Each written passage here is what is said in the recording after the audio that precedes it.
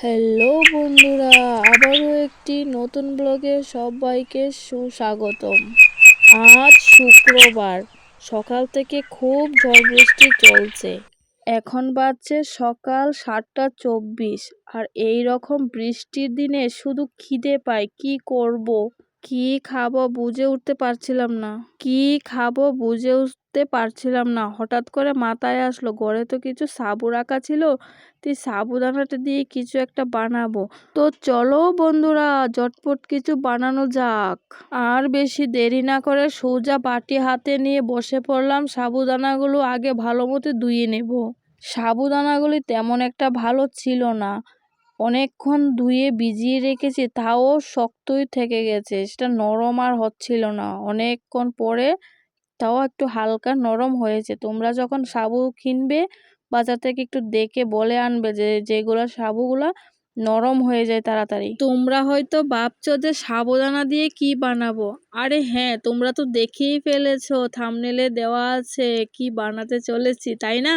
হ্যাঁ, আমি সাবুদানা দিয়ে কাচের রসমালাই বানাতে চলেছি। আমি এর আগে কোনোদিন বানাইনি, আজকেই ফার্স্ট বানাচ্ছি, যে আমারও খাওয়া হয়ে যাবে আর তোমাদের সাথেও শেয়ার করা হয়ে যাবে। কি বলবো বন্ধুরা, দুঃখের বিষয়, আমাদের এখানে ত্রিপুরাতে প্রচুর ঝড় বৃষ্টি চলছে। প্রায় 3 দিন হয়ে গেল, ঠিক করে বয়ে যাওয়াটাও দিতে পারছি না। যাই হোক, আমার তো বয়ে যাওয়াটা দিতেই হবে। আর এইদিকে আমি ভালো মতো 3বার ধুয়ে আর একটা অন্য থালায় সাবুদানাগুলো রেখে দিব 20 মিনিটের জন্য।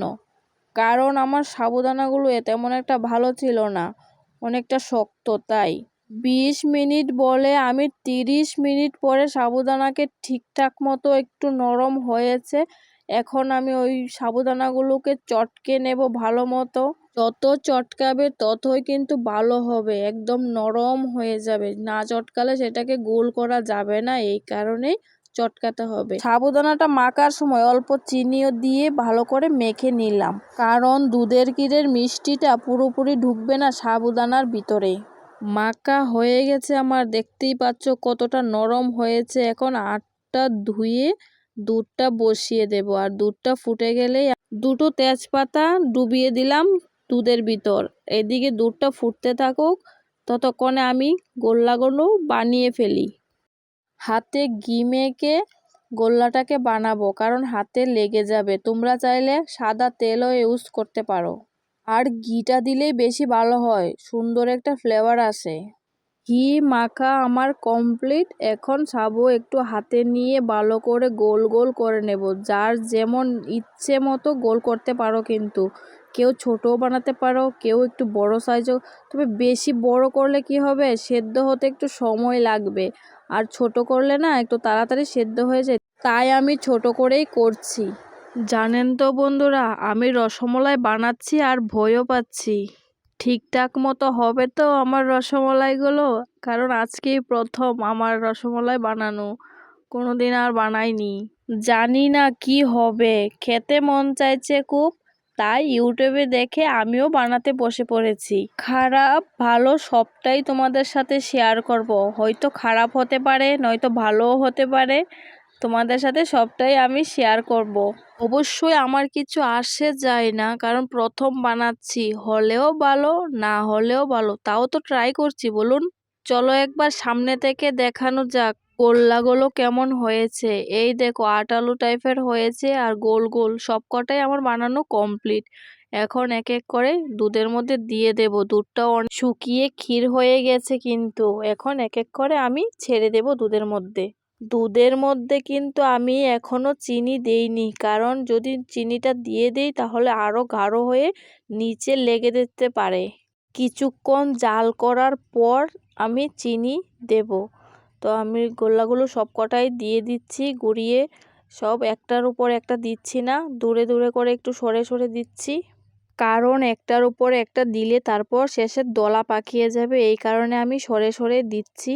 সবকটা গোল্লা দেওয়া হয়ে গেলে হালকাভাবে খালি একটু নাড়াচাড়া করে দেবে, খুব বেশি জোরে নাড়তে যাবেন না, শেষে না ভেঙে যায়।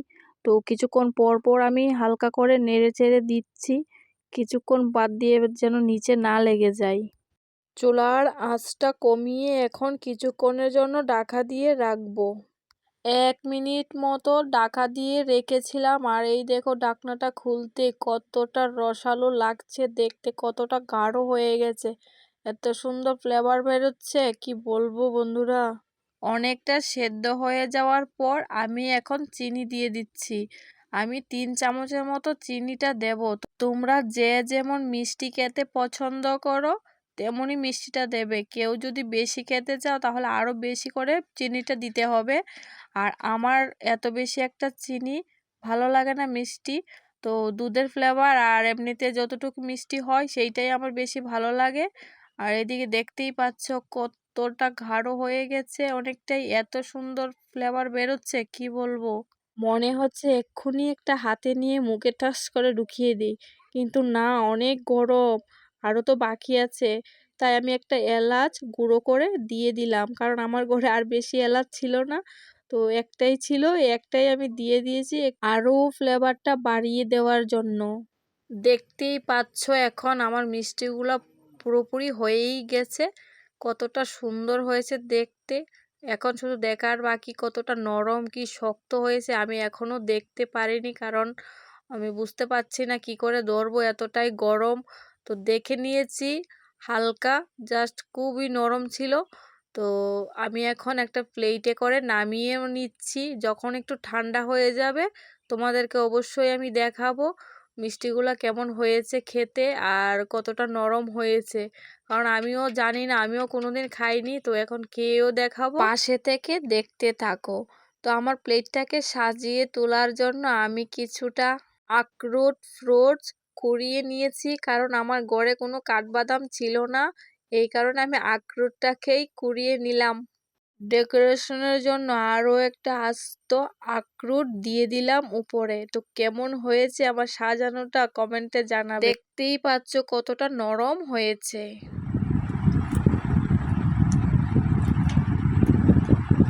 খেতে কিন্তু জাস্ট অসাধারণ হয়েছে।